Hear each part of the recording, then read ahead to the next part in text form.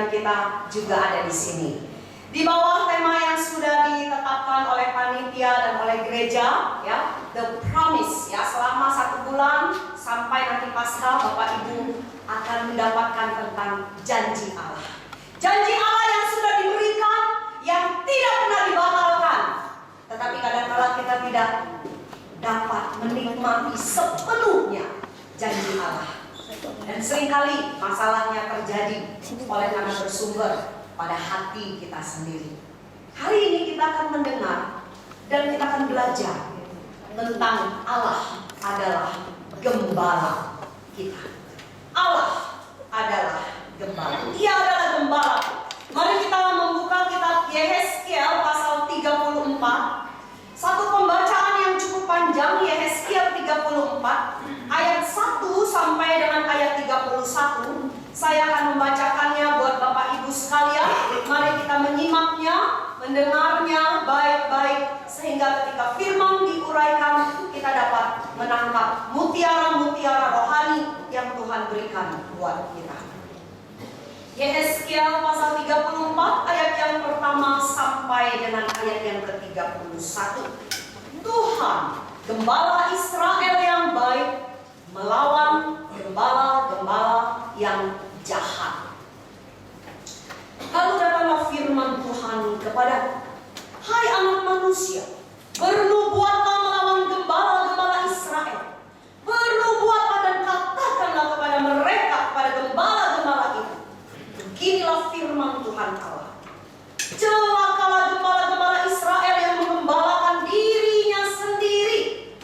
Bukankah domba-domba yang seharusnya digembalakan oleh gembala-gembala itu? Kamu menikmati susunya, dari bulunya kamu buat pakaian, yang gemuk kamu sembelih, tetapi domba-domba itu sendiri tidak kamu gembalakan.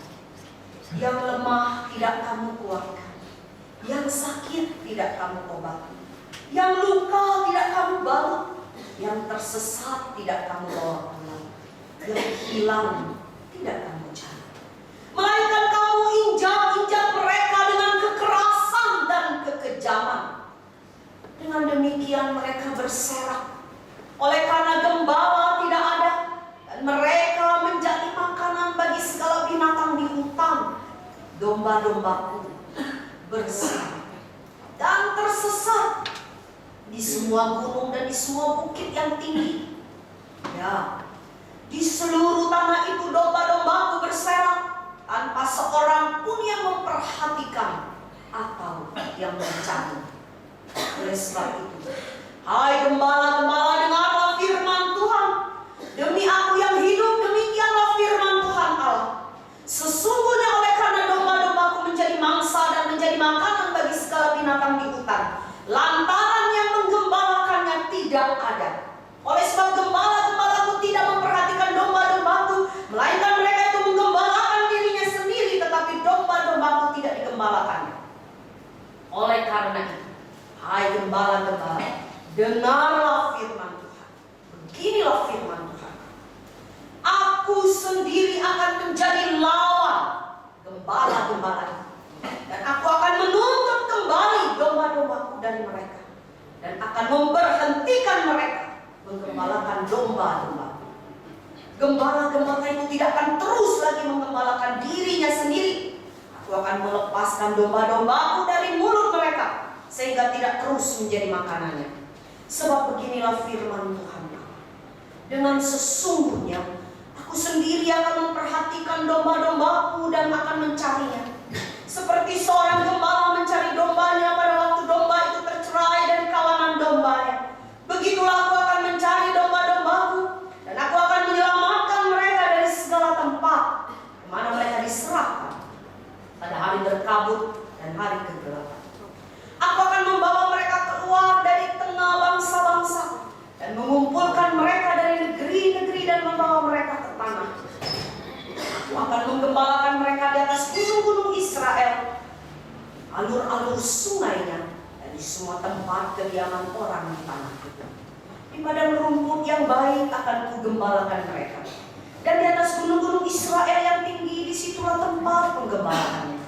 Di Di sana, di tempat penggembalaan yang baik, mereka akan berbaring dan rumput yang subur menjadi makanannya di atas gunung-gunung Israel. Aku sendiri akan menggembalakan domba-dombaku, dan aku akan membiarkan mereka berbaring. Demikianlah firman Tuhan. Yang hilang akan kucari, yang tersesat akan kubawa pulang, yang luka akan kubalut, yang sakit akan kukuatkan, serta yang gemuk dan yang kuat akan kulindungi. Aku akan menggembalakan mereka sebagaimana seharusnya. Dan hai kamu domba-dombaku, beginilah firman Tuhan Allah. Sungguh, aku akan menjadi hakim di antara domba dengan domba, dan di antara domba jantan dan kambing jantan. Apakah belum cukup bagimu bahwa kamu menghabiskan padang rumput yang terbaik? Mesti pulakah kamu injak-injak padang rumput yang lain-lain dengan kakimu? Belum cukup bahwa kamu minum air yang jernih? Mesti pulakah yang tinggal itu kamu kerukan dengan kakimu? Apakah domba-dombaku seharusnya memakan rumput yang sudah diinjak-injak kakimu dan meminum air yang sudah dikerukan kakimu? Oleh sebab itu, beginilah firman Tuhan Allah terhadap mereka. Dengan sesungguhnya aku sendiri akan menjadi hakim di antara domba yang gemuk dengan domba yang kurus. Oleh karena semua yang lemah kamu desak dengan lambungmu dan bahumu, serta kamu tanduk dengan tandukmu, sehingga kamu menghalau mereka keluar kandang. Maka aku akan menolong domba-domba, supaya mereka jangan lagi menjadi mangsa. Aku akan menjadi hakim di antara domba dengan domba. Aku akan mengangkat satu orang gembala atas mereka yang akan menggembalakannya, yaitu Daud hambaku. Dia akan menggembalakan mereka dan menjadi gembalanya. Dan aku Tuhan akan menjadi Allah mereka, serta hambaku Daud menjadi raja di tengah-tengah mereka. Aku Tuhan yang melakukan. Aku akan mengadakan perjanjian damai dengan mereka, dan aku akan meniadakan binatang buas dari tanah itu, sehingga mereka dapat diam di padang gurun dengan aman tentram dan dapat tidur di hutan-hutan. Aku akan menjadikan mereka dan semua yang di sekitar gunungku menjadi berkat. Aku akan menurunkan hujan pada waktunya. Itu adalah hujan yang membawa berkat. Pohon-pohon di ladang akan memberi buahnya, dan tanah itu akan memberi hasilnya. Mereka akan hidup aman tentram di tanahnya. Mereka akan mengetahui bahwa akulah Tuhan pada saat aku mematahkan kayu kuk mereka dan melepaskan mereka dari tangan orang yang memperbudak mereka. Mereka tidak lagi menjadi jarahan bagi bangsa-bangsa, dan binatang liar tidak akan menerkam mereka, sehingga mereka akan diam dengan aman tentram, dengan tidak dikejutkan oleh apapun. Aku akan mendirikan bagi mereka suatu taman kebahagiaan, sehingga di tanah itu tidak seorang pun akan mati kelaparan, dan mereka tidak lagi menanggung noda yang ditimbulkan bangsa-bangsa. Dan mereka akan mengetahui bahwa aku Tuhan Allah mereka, menyertai mereka, dan mereka kaum Israel adalah umatku. Demikianlah firman Tuhan.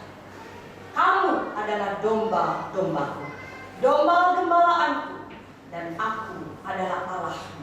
Demikianlah firman Tuhan.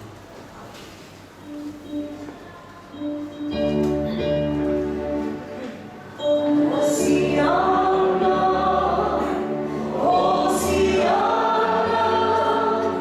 Hosiana.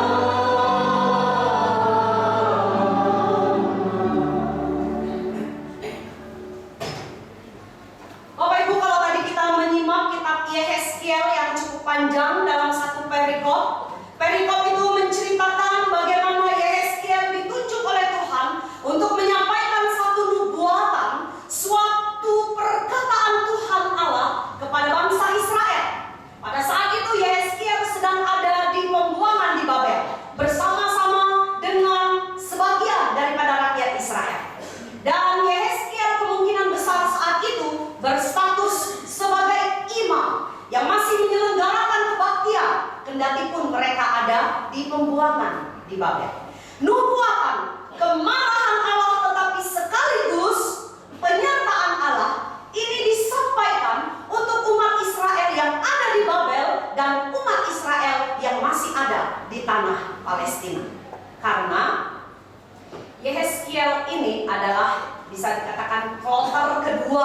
bersama dengan Raja Yoyakim, dia diangkut ke pembuangan ke Babel. Yang diangkut yang pertama itu adalah Daniel dan kawan-kawannya. Lalu kelompok yang kedua adalah termasuk Yehezkiel, Raja Yoyakim, dan sebagainya. Dan nanti yang terakhir baru akan diangkut yang sisa-sisa. Nah, Bapak Ibu yang terkasih dalam Tuhan, mengapa Israel dibuang ke Babel? Bagi kita sebenarnya itu sudah jelas. Oleh karena mereka sudah meninggalkan Tuhan. Mereka menduakan Tuhan. Mereka berzina secara rohani. Mereka diingatkan oleh imam-imam. Mereka diingatkan oleh nabi-nabi. Tetapi baik raja, baik imam dan nabi maupun Israel, semuanya bisa dikatakan tidak ada satu orang yang menyesali perbuatannya. Dan sampai pada waktunya Allah kemudian membawa mereka ke satu tempat penghukuman supaya mereka belajar tentang Allah yang sejati itu seperti apa. Allah sejati yang tidak bisa dipermainkan. Allah sejati yang tidak bisa dibuat seenak hati. Allah yang hidup, Allah yang kudus, Allah yang tidak bisa bermain-main dengan dosa. Itu sebab ayat yang kedua sampai dengan ayat yang ke-10 ini Yehezkiel menunjukkan nubuatannya secara khusus kepada gembala-gembala atau kepada pemimpin-pemimpin pada waktu itu. Pemimpin politis, rajakah, menteri-menterinya kah, ataukah kepada pemimpin-pemimpin rohani. Semuanya yang namanya gembala pada waktu itu yang dimaksudkan adalah pemimpin-pemimpin yang ada di Israel. Nanti di bagian yang ke-10, ayat yang ke-10 sampai dengan ayat yang ke-16, Allah mengatakan bahwa Dia sendiri kemudian yang akan menurunkan gembala-gembala itu, dan Allah yang akan mengambil alih tugas itu. Dia akan menunjukkan bagaimana sebenarnya penggembalaan yang sejati. Di dalam ayat yang ke-17 sampai dengan ayat yang ke-22, nubuatan Yehezkiel itu tertuju kepada umat. Domba-domba, domba jantan, kambing jantan. Mengapa? Karena dosa itu ternyata terjadi bukan hanya di kalangan para pemimpin, tetapi dosa itu juga terjadi dan dibuat di kalangan umat. Contoh yang tidak baik dari pemimpin itu seperti penyakit menular yang susah untuk diberantas, dan itu menjadi subur di tengah umat. Kalau pemimpinnya tidak beres, maka umatnya lama-kelamaan akan menjadi tidak beres. Nanti di ayat yang ke-23 sampai dengan ayat yang ke-31, Allah kembali mengkonfirmasi, menegaskan kembali siapa gembala yang baik. Bagaimana gembala yang baik itu akan terus menuntut umatnya sampai pada kesudahan. Nah, Bapak Ibu yang terkasih dalam Tuhan Yesus Kristus, Allah itu adalah gembala yang baik. Itu janji yang hari ini akan kita dengar, yang akan kita pelajari. Tapi sebelum sampai di sana, kita akan melihat, atau saya akan mengajak Bapak Ibu untuk melihat kemarahan Allah itu kepada gembala-gembala yang ada di Israel. Itu bukan hanya kemarahan yang berdasarkan emosi semata-mata, tapi Allah marah itu oleh karena ada dasarnya. Allah marah itu oleh karena ada sebabnya. Sebab para gembala maupun umat itu sudah melenceng daripada kehendak Allah, sudah tidak mengindahkan apa yang Allah inginkan untuk mereka lakukan di dalam hidup mereka, terutama mulai di tanah perjanjian, bahkan nanti sampai di pembuangan. Mereka tetap melakukan apa yang menjadi hasrat duniawi yang ada di dalam hati mereka. Kalau kita tadi membaca apa yang ditudingkan oleh Allah kepada para gembala, saya pikir yang pertama, kemarahan Allah itu adalah karena para pemimpin dan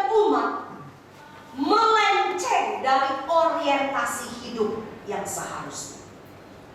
Orientasi hidup yang seharusnya adalah untuk Tuhan, karena Tuhan, oleh Tuhan, kepada Tuhan. Itu sudah tidak ada lagi. Orientasi hidup mulai dari buka mata sampai tutup mata, pekerjaan yang mereka buat, keluarga yang mereka bangun, pelayanan yang mereka lakukan, semuanya tidak lagi berorientasi untuk Tuhan, karena Tuhan, kepada Tuhan, oleh sebab tidak ada orientasi kekekalan, kalau bisa saya katakan, di dalam pemikiran mereka. Mereka hanya hidup hari ini di sini untuk sekarang, titik, itu saja. Itu sebabnya apa yang menjadi keinginan hati mereka, mereka lakukan tanpa mereka memperdulikan bahwa suatu hari nanti saya harus mempertanggungjawabkan. Tanpa mereka memperdulikan kalau yang saya buat hari ini dampaknya 2 tahun lagi apa, dampaknya 10 tahun lagi apa, dampaknya 20 tahun lagi apa, dan dampaknya di dalam hidup kekekalan untuk saya itu apa. Itu sudah tidak dipikirkan. Bapak Ibu, mereka itu lebih banyak berorientasi pada kekinian. Aku lebih penting, uang lebih penting, kenyamanan lebih penting. Gak ada yang lebih penting selain daripada itu. Itu sebabnya pemimpin-pemimpin, ketika mereka menjadi penguasa, mereka mengeruk yang dipimpinnya itu luar biasa, habis-habisan. Ibarat seorang gembala, dombanya tidak dirawat, tetapi bulunya diambil, dagingnya diambil, segala sesuatu yang ada pada dombanya diambil. Sementara yang sesat tidak dicari, sementara yang sakit tidak diobati. Mereka orientasinya sungguh sangat orientasi yang duniawi sekali. Kalau kita aplikasikan di dalam kehidupan kita bergereja, ingat nggak Bapak Ibu beberapa bulan yang lalu di dunia maya atau di berita-berita itu ramai santer 5 pemimpin rohani di Singapura yang tertangkap dan jelas bahwa mereka melakukan korupsi dari satu gereja yang besar di Singapura. Mereka membawa uang atau mengelola uang persembahan atau segala aset gereja itu sungguh-sungguh dengan tidak bertanggung jawab. Itu sama dengan gembala yang mengeruk daging domba. Itu juga sama dengan pemimpin-pemimpin politik dalam dekade-dekade yang dilewati oleh bangsa kita.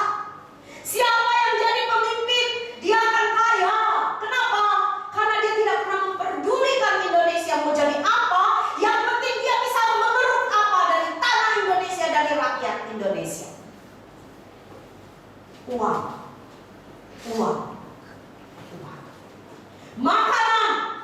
Makanan, kenyamanan, hidup enak, dan sebagainya. Itu sebabnya ada sindiran-sindiran terhadap anggota DPR yang menjadi wakil rakyat. Terima kasih Bapak Ibu wakil rakyat, karena Anda sungguh-sungguh sudah 100% mewakili rakyat Indonesia. Mewakili apa? Mewakili kami dalam soal gaji yang tinggi. Mewakili kami kalau liburan jalan-jalan ke luar negeri. Mewakili kami kalau tidur di ranjang yang enak. Mewakili kami, pokoknya semua yang enak-enak memang sudah diwakilkan oleh para wakil rakyat. Itu kan sindiran. Kenapa? Oleh karena mereka selaku pemimpin, selaku penguasa, selaku gembala, dan rakyat Indonesia selaku dombanya tidak diperhatikan, tetapi orientasi hidup para pemimpin adalah aku, uang, sekarang, dan seterusnya. Mereka bahkan menggembalakan dirinya sendiri, kata Allah. luar biasa. Para pemimpin gereja pun ternyata bisa jatuh dalam hal itu seperti tadi yang saya katakan.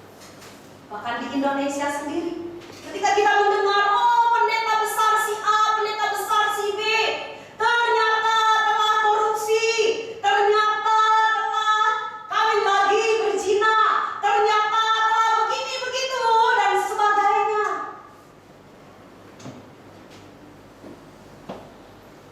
Majelis jemaat juga demikian. Pemimpin gereja, saya kenal satu majelis, tapi bukan di Jakarta. Sangat memprihatinkan. Kenapa? Menjabat berulang-ulang, sama seperti di GKI dan gereja-gereja tertentu. Sekian periode boleh menjabat, sesudah itu istirahat sebentar, selesai, lalu boleh menjabat lagi kan? Nah, di sana juga demikian. Menjabat sekian periode, lalu selesai, lalu menjabat lagi, lalu selesai, lalu menjabat lagi. Karena di sana kekurangan SDM, akhirnya Bapak ini selalu menjadi majelis. Istirahat satu periode, jadi majelis lagi. Istirahat satu periode, jadi majelis lagi. Jadi udah terkenal. Setiap orang lihat muka dia, itu seperti seolah-olah tulisan majelis itu tertempel di keningnya dia. Tidak ada jemaat yang tidak tahu bahwa dia itu adalah majelis. Sejak kapan? Sejak pemuda. Sampai hari ini usianya sudah 68 tahun. Masih jadi majelis. Tapi apa permasalahannya? Permasalahannya bukan karena masalah jabatan. Kalau jabatan itu dilakukan dengan sebaik-baiknya, saya yakin itu masa yang panjang akan memberikan satu pengaruh yang baik buat gereja. Tetapi sebagai seorang gembala juga bukan majelis. Ternyata periode yang panjang tidak diisi dengan hal yang sebagaimana seharusnya. Tadi di Alkitab kita ada baca kalimat itu. Mereka tidak menggembalakan umatku sebagaimana seharusnya. Dan inilah yang terjadi pada majelis yang satu ini. Ternyata sejak dia masih muda, itu sudah TST jemaat. Apa itu TST? Apa? Tahu sama tahu, ya tahu sama tahu. Artinya apa? Ya mau dibilang rahasia ya rahasia, tapi nggak usah diomongin gitu ya kan? Ya tahu sama tahu lah gitu. Apa tahu sama tahunya Bapak Ibu? Dia itu paling sering dan paling senang main perempuan. Di luar gereja atau di luar gereja atau di dalam gereja, ada aja masih terus dipilih dan bersedia dipilih menjadi majelis. Sampai terakhir 3 tahun yang lalu, ketika istrinya meninggal 4 bulan kemudian dia menikah. Apakah salah menikah? Ya kalau istrinya meninggal sih udah nggak salah ya, menikah lagi. Boleh aja. Tapi apakah kelakuannya berubah? Sama saja. Karena apa Bapak Ibu? Sayang sekali dia menikah dengan seorang ibu, karena ibu ini juga janda ditinggal mati. Tetapi ternyata ibu ini ternyata juga di gereja dikenal punya kesukaan yang sama. Pertanyaan saya, kalau gereja dipimpin oleh gembala yang sedemikian, kira-kira jadi apa gereja ini?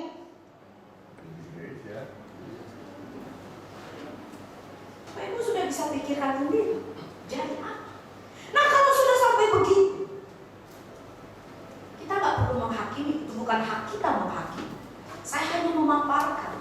Saya ingin mengajak kita untuk berpikir supaya kemudian kita bisa mengaminkan kalau Allah marah itu ada sebabnya. Allah marah itu bukan tidak ada sebabnya. Yehezkiel masa pelayanannya memang masih lebih mudah daripada Amos. Tetapi di dalam salah satu pasal kitab Amos, Nabi Amos mengatakan, ayah dan anak itu bisa sama-sama pergi ke tempat pelacuran. Artinya, dosa itu dipelihara dengan begitu subur, tidak ada satu rasa penyesalan dan tidak ada setitik pun rasa berdosa kalau buat ini. Dan itu yang terjadi di tengah-tengah bangsa Israel yang sedang dikejar oleh Tuhan. Bagaimana dengan jemaatnya? Sama. Bagaimana pemimpinnya? Ya sama, akhirnya ditiru oleh jemaatnya.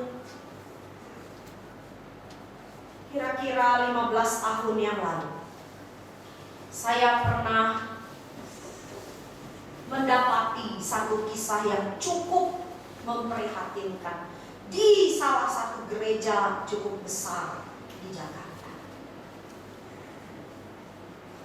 Oleh karena ketika dinasehati oleh si pendeta, maka jemaat ini tidak bisa terima, oleh sebab dosa-dosanya, borok-boroknya dibukakan supaya dia bertobat.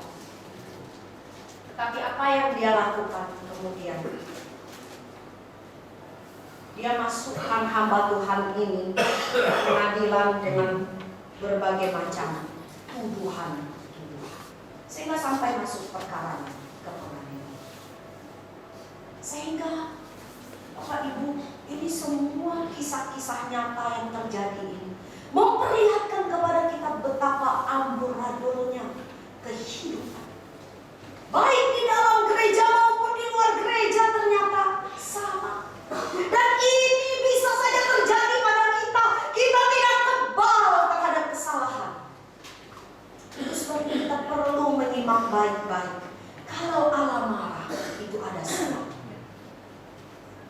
Jadi Bapak Ibu, sekali lagi, Allah marah oleh karena Allah pemimpin dan umat orientasi hidupnya tidak lagi untuk Tuhan. Dan yang kedua, akhirnya yang terjadi sebagai akibat daripada perubahan orientasi adalah terjadinya pembiaran.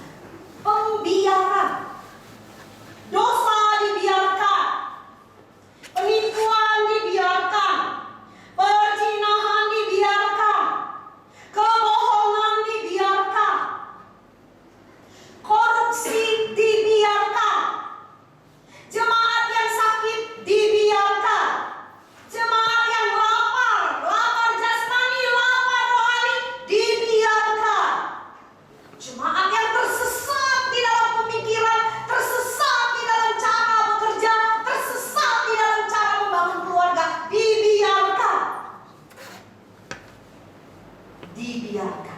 Sebab apa? Pemimpinnya sudah tidak punya waktu buat mikirkan jemaatnya.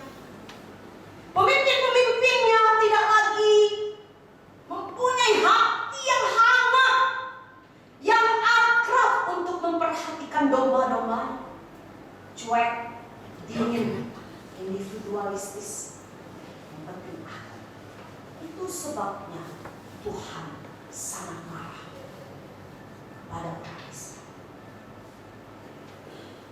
Dan akhirnya ini semua, apa yang dilakukan oleh para gembala itu sebagai utusan Allah yang harusnya menyuarakan suara kenabian, yang seharusnya memperlihatkan tindakan sebagaimana manusia Allah, mereka justru menjadi contoh bagaimana otoritas Allah itu ditolak, ditinggalkan, direndahkan.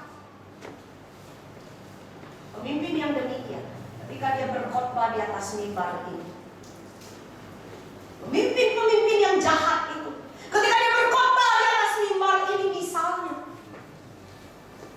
maka jemaat yang mendengarkan hanya mempunyai satu dalam pemikiran. Apa yang gua dengerin? Kan cuma omong doang, teori, kenyataannya nggak begitu. Ya kan? Akhirnya firman yang berotoritas itu nggak sampai kepada jemaat. Jemaat tidak belajar firman yang benar, karena jemaat semata-mata melihat bahwa yang ada di depan ini yang seharusnya menjadi panutan, cara hidupnya demikian. Oleh karena itu saya nggak mau dengar firman yang disampaikan. Itu cilaka benar itu Bapak Ibu. Betapa banyak akhirnya rakyat kita pesimis, tidak mau mendengarkan kata-kata para politikus, kata-kata pemimpin bangsa ini, karena sikap hidup tidak sesuai dengan apa yang disampaikan. Tapi sekarang kalau mulai bermunculan pemimpin-pemimpin seperti Pak Jokowi, Pak Ahok, atau Pak Ridwan Kamil, atau Ibu Risma, atau siapapun yang mulai muncul di negara ini, itu Tuhan masih mempunyai belas kasihan buat bangsa. Bapak Ibu, penolakan terhadap otoritas Allah, otoritas firman Allah, itu terjadi di mana-mana. Kalau kita melihat Injil Yohanes pasal yang ke-10, Injil Yohanes pasal yang ke-10, itu Yesus berbicara tentang gembala yang baik. Di dalam Injil Yohanes pasal yang ke-10, ayat yang ke-19, 20, 21. Saya ingin baca pasal 10 ayat 19, 20, 21. Maka timbullah pula pertentangan di antara orang Yahudi karena perkataan itu. Banyak di antara mereka berkata, ia kerasukan setan dan gila. Mengapa kamu mendengarkan dia? Yang lain berkata, itu bukan perkataan orang yang kerasukan setan. Dapatkah setan memelekkan mata orang-orang buta? Bapak Ibu lihat, waktu Yesus memproklamirkan dirinya, aku adalah pintu, bla bla bla bla bla. Aku adalah gembala yang baik, bla bla bla bla. Gembala yang baik itu begini, begini, begini. Aku berkuasa untuk memberikan dan mengambil nyawa domba-domba. Mulailah perkataan Tuhan itu menjadi pertentangan. Ketika Yesus menyampaikan kebenaran, selalu ada penolakan. Bahkan dia dicap sebagai orang yang kerasukan setan dan gila. Masyarakat yang sudah tidak bisa mendapatkan kebenaran, hanya satu responnya, oh dia gila, dia sesat, dia setan, dan sebagainya. Mengapa saya katakan demikian Bapak Ibu? Yehezkiel pun mengalami hal yang sama, kalau bisa saya katakan. Kenapa? Oleh karena ada seorang teolog pada tahun 1877 pernah mengeluarkan satu buku. Dia mengatakan bahwa Yehezkiel ini sebenarnya adalah seorang yang sakit syaraf. Karena apa? Karena banyak sekali tindakan-tindakannya dan nubuatan-nubuatannya itu istilahnya aneh, gak masuk akal, dan itu hanya ada di dalam bayangannya sendiri. Penolakan terhadap kebenaran Allah dari zaman Tuhan Yesus sampai pada zaman sekarang itu selalu ada. Nah, Bapak Ibu yang terkasih dalam Tuhan, itu sebabnya Allah kemudian bertindak dengan tegas. Bertindak bagaimana? Dia akan bertindak untuk mencabut gembala-gembala itu dan menghukumnya. Dia akan menghakimi umatnya. Siapa yang benar, siapa yang gak benar. Siapa yang sudah saling sikut, siapa yang saling menelan. Dia akan bertindak. Kalau kita membaca kitab Yehezkiel, kalau bisa saya katakan dengan kalimat saya, kesempatan kalau Tuhan sudah ambil, gak ada satu orang yang bisa mengembalikan. Ketika kita masih bisa diajar baik-baik dengan firman yang baik, kita tidak mau dengar. Suatu saat kesempatan itu tidak ada. Gembala atau pemimpin atau siapapun ketika dikasih kesempatan untuk mengajarkan, menjadi contoh yang baik, itu diberikan oleh Allah, tetapi tidak melakukannya dengan baik-baik, suatu saat Tuhan akan ambil. Tidak ada kesempatan.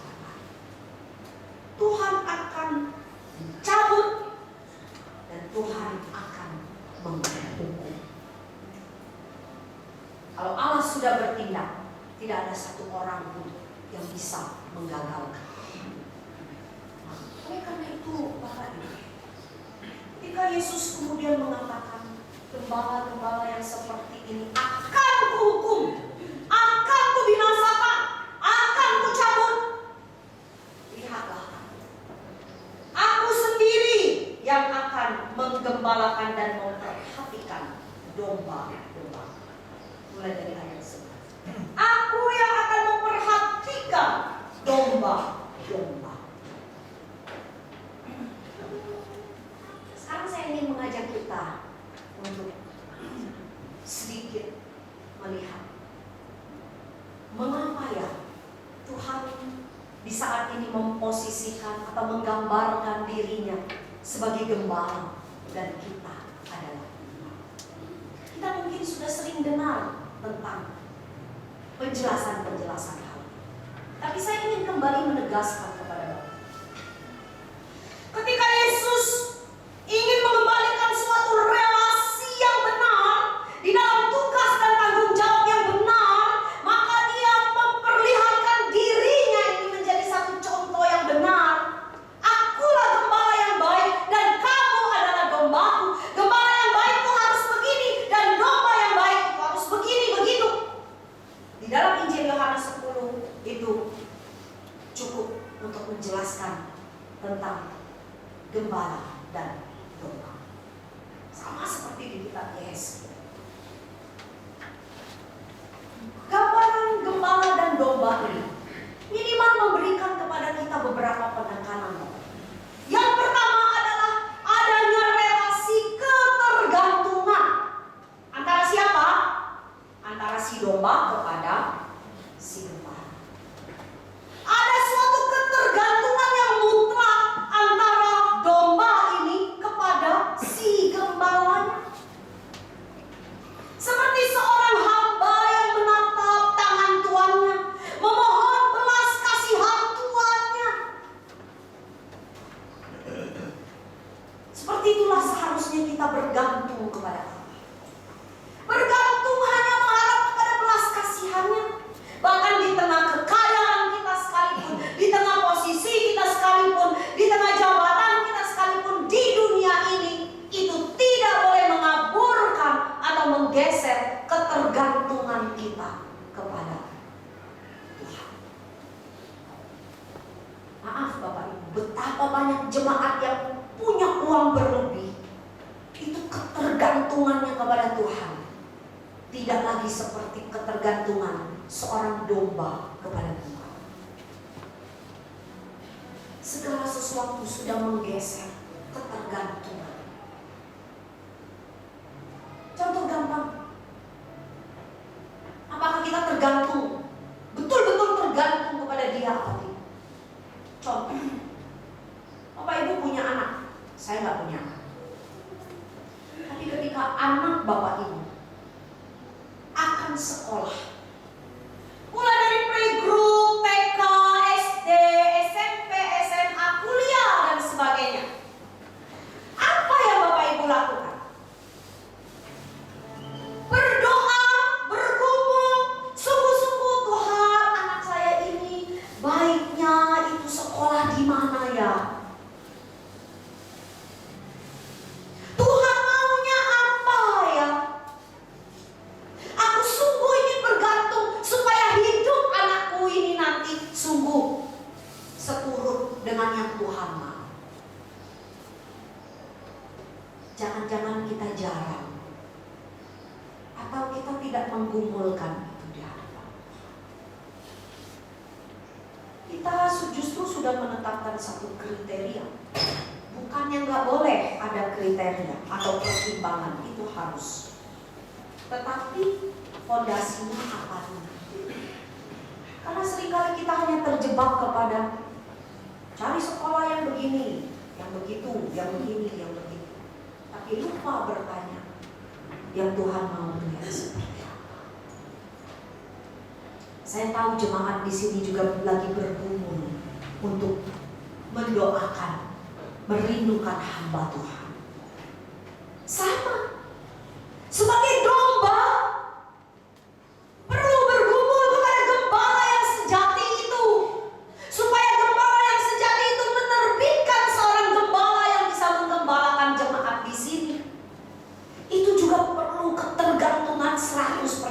kepada Tuhan. Jangan terjebak hanya pada kriteria yang saya mau, yang gereja mau.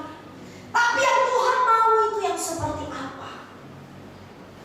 Didoakan dengan sungguh-sungguh. Di-sharekan kepada jemaat secara terbuka. Maaf, saya tidak lagi sedang mengajar tentang hal ini Bapak Ibu. Tapi saya punya pengalaman di gereja Kalam Kudus yang kami pimpin selama 3 tahun ini. Ketika kami membutuhkan hamba-hamba Tuhan untuk pelayanan di gereja, saya selalu mengajak jemaat dan memberitahu jemaat, guru sekolah minggu, kita akan berdoa untuk hamba Tuhan yang punya passion di komisi sekolah minggu. Tapi saya tidak tahu dia siapa. Saudara juga tidak tahu dia siapa. Mungkin saudara punya kriteria, saya juga punya kriteria. Tetapi di atas itu semua, satu yang kita perlu, Tuhan yang mengirimkan orang itu ke sini. Biar Tuhan yang kirimkan. Kalau Tuhan yang kirimkan, Tuhan punya maksud, kita harus terima. Kita lihat bagaimana nanti proses. Sehingga saya mengingatkan rekan-rekan guru sekolah minggu, kalau kalian punya hati, punya pikiran, saya bisa kerja ini sendiri, saya gak perlu, maka saya katakan, maka Tuhan gak akan kasih. Kamu harus sungguh-sungguh bergantung kepada Tuhan. Kadang ada orang yang kita mau, Tuhan gak mau. Betul? Ada yang Tuhan mau, kadang-kadang kitanya yang gak mau. Tapi kita sama-sama gak peka dalam dua sisi ini.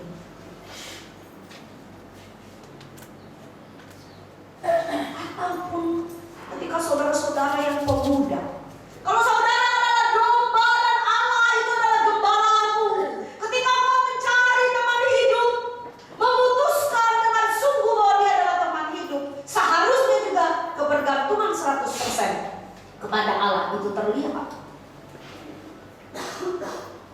Tapi seringkali kenyataannya di gereja-gereja tidak demikian. Itu juga saya alami.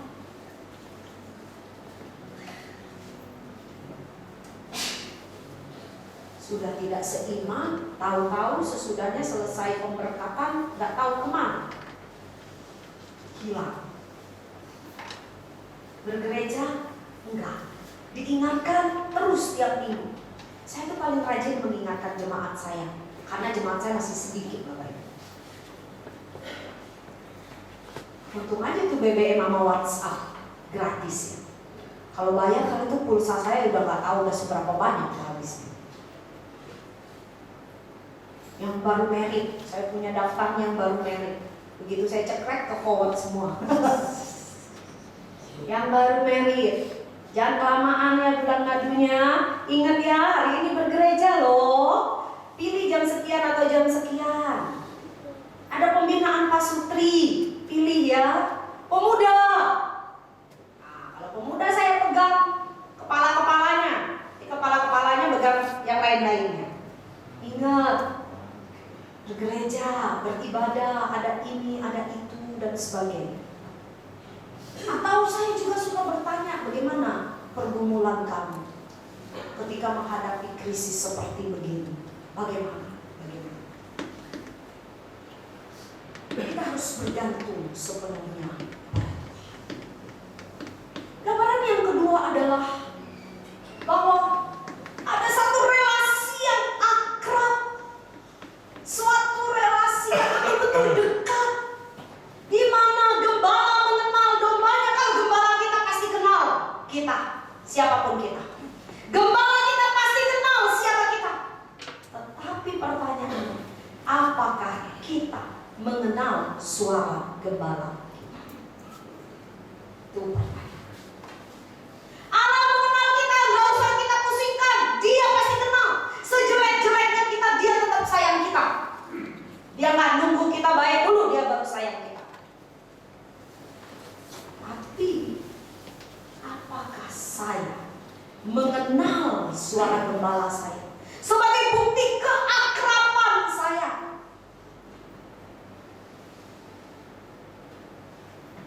Itu beda. Mendengar suara Tuhan melalui firman Tuhan. Jadi kalau di dalam hidup ini ada begitu banyak persoalan, persoalan gereja, persoalan pelayanan, persoalan rumah tangga, persoalan pekerjaan, persoalan apapun, suara Tuhan melalui firman yang kita baca itu penting, Bapak. Allah nggak menulis langsung top 10, 1, 2, 3, 4, 5. Tapi kepekaan rohani itu membuat kita mampu untuk memahami. Tapi bagaimana mungkin kita peka rohani dengar suara Tuhan kalau Alkitab aja kita nggak baca setiap hari?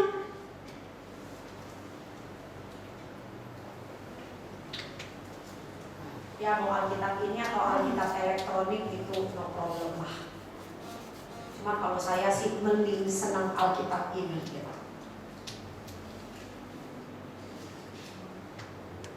Akrab seperti ibu dengan anak dan seperti anak dengan ibu, ayah dengan anak, anak dengan ayah.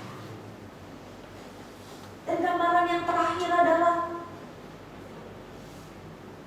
gembala itu adalah pelindung yang kokoh bagi sang domba. Domba yang rentan tersesat, domba yang rentan untuk terhilang, domba yang matanya rabun, domba yang telinganya tuli,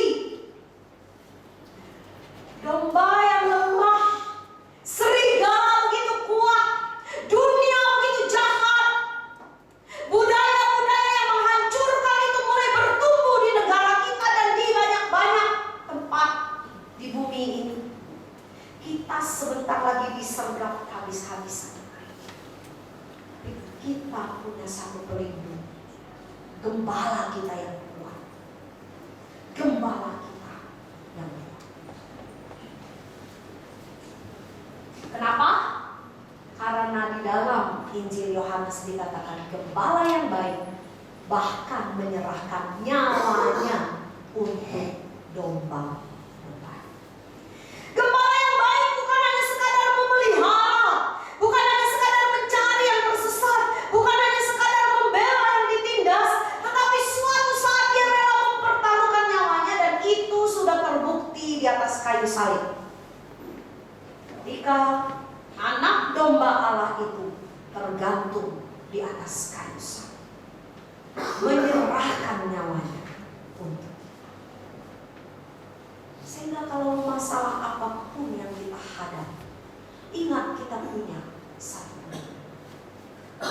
Kita harus berlari kepada Dia dan bukan berlari kepada yang lain. Oleh sebab itu Bapak Ibu, sekarang apa yang menjadi respons kita?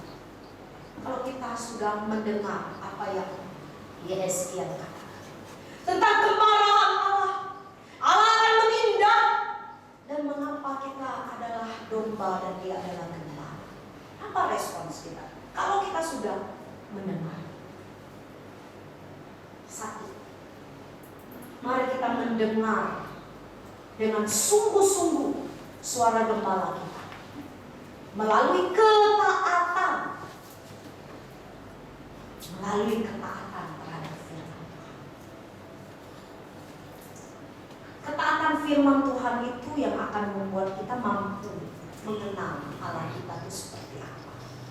Kita tidak membangun Allah kita itu dengan konsep kita sendiri, tapi membangun tentang Allah itu di dalam konsep kita sesuai yang Dia suarakan. Mengapa saya katakan demikian?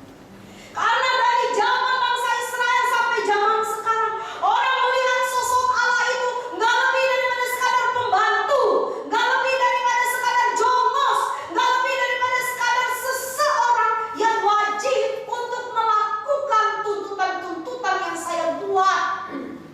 Kalau saya susah, engkau harus menghibur saya. Kalau saya miskin, engkau harus memperkayakan saya. Kalau saya sakit, engkau harus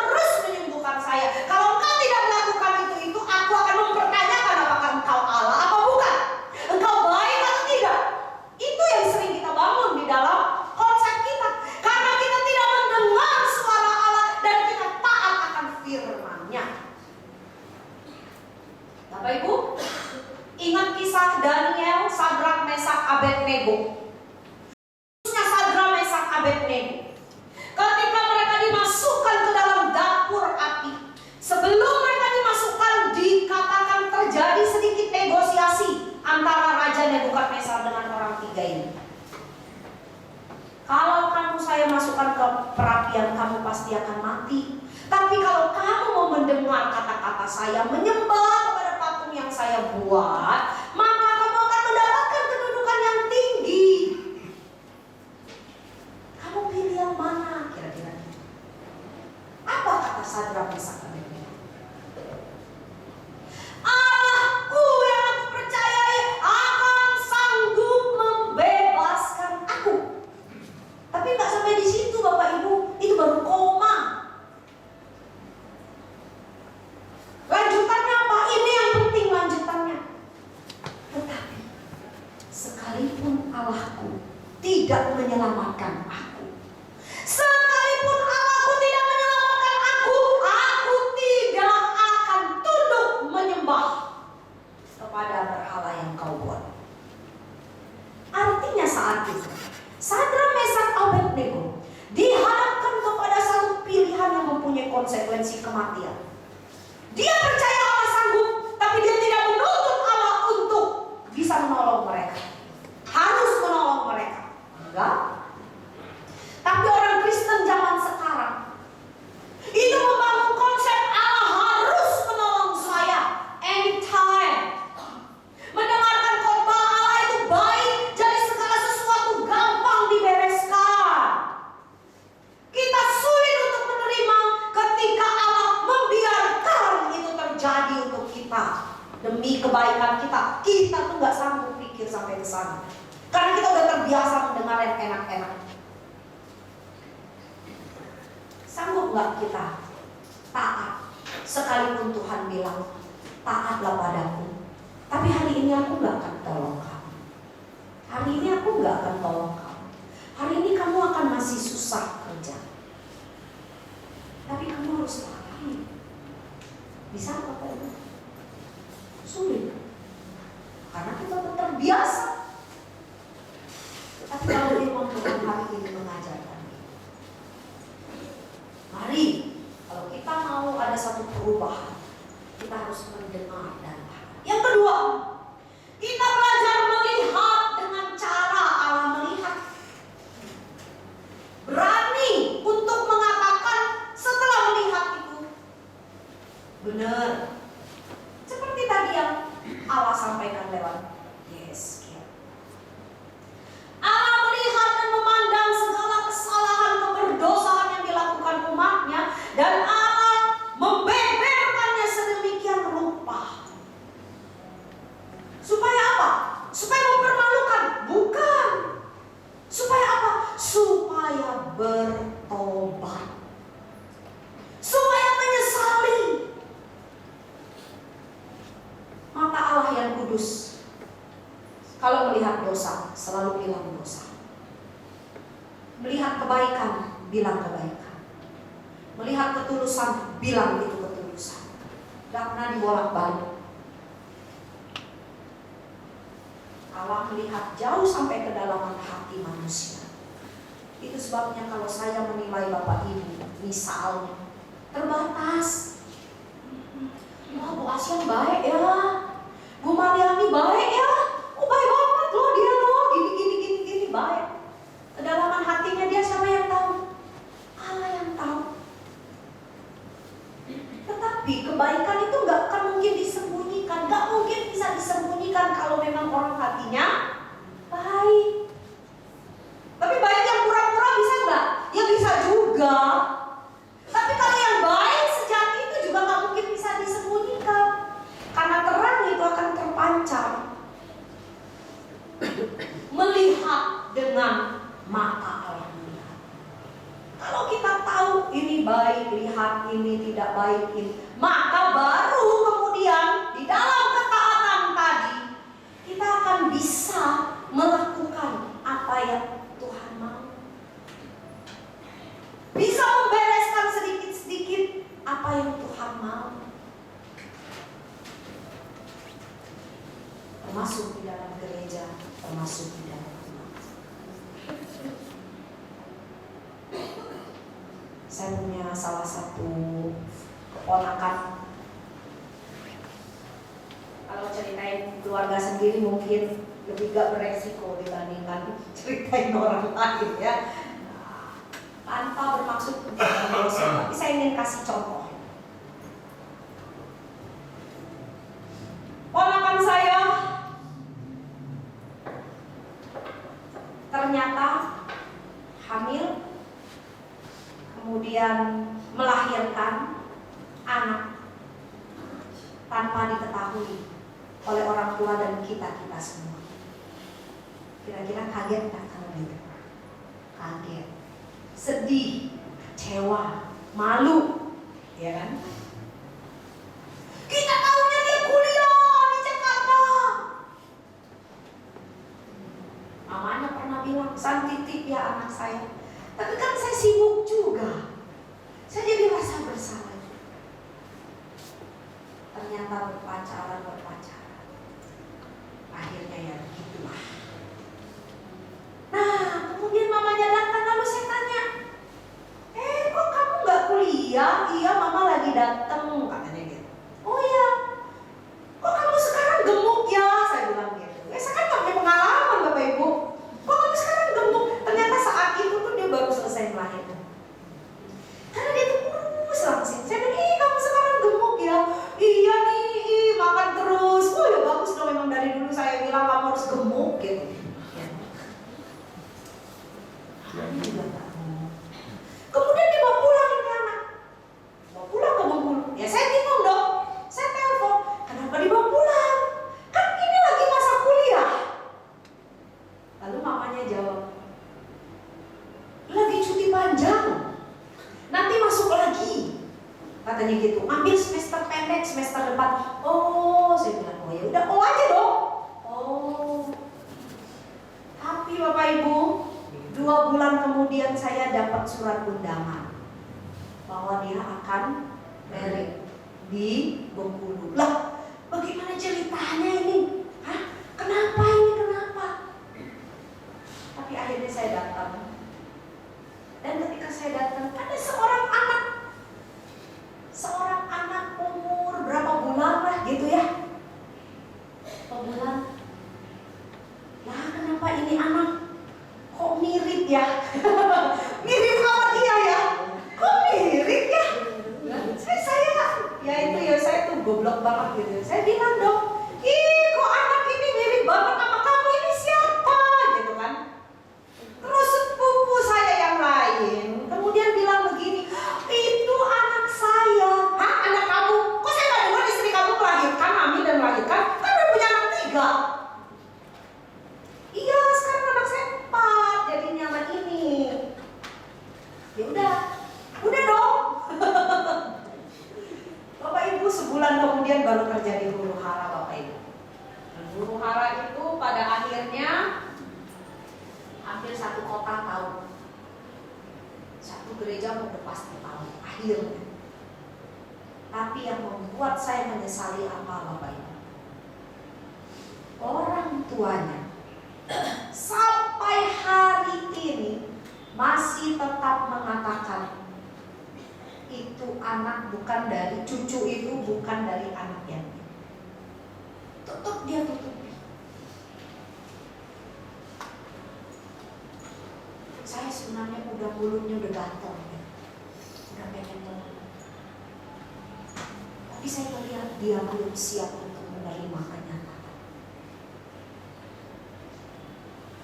Dosa ditutupi, dosa ditutupi, dosa ditutupi. Nah, Allah tidak bisa ditipu. Yang terakhir, kalau kita udah dengar firman, taat, terus belajar melihat dengan cara Allah melihat, maka mari kita lembut hati. Kalau kita salah, kita ditegur, mari kita lembut hati. Mengapa saya katakan demikian? Di dalam Yehezkiel pasal 34 ayat yang kedua menjadi Allah mereka, serta hambaku Daud menjadi raja di tengah-tengah mereka. Aku Tuhan yang mengatakan itu. Allah memunculkan nama Daud. Padahal waktu Yehezkiel memberikan nubuatan ini, Daud itu sudah mati. Pemerintahan Daud itu sudah lewat beratus-ratus tahun, nggak bisa dikatakan. Udah bukan zamannya Daud. Lalu apa yang Allah maksudkan dengan itu? Ya, yang pertama sudah jelas bahwa ada nilai sejarah yang Allah ingin angkat tentang profil Daud. Yang kedua adalah nilai eskatologis, nanti ya, dari keturunan Daud, yaitu Yesus Kristus.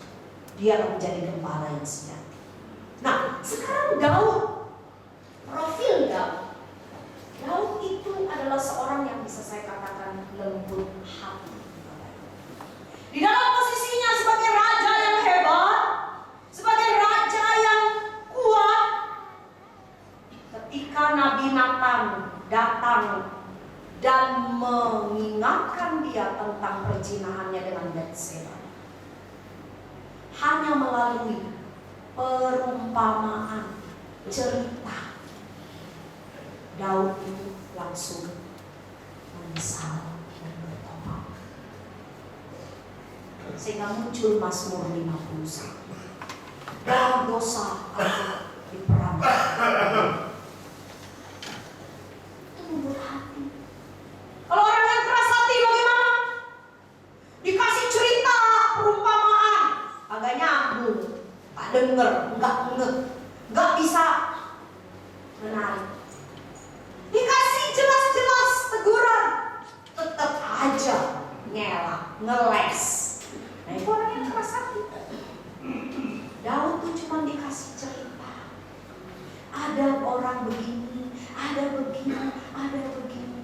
Akhirnya dia tahu, oh saya yang jahat. Lalu mari kita mudah.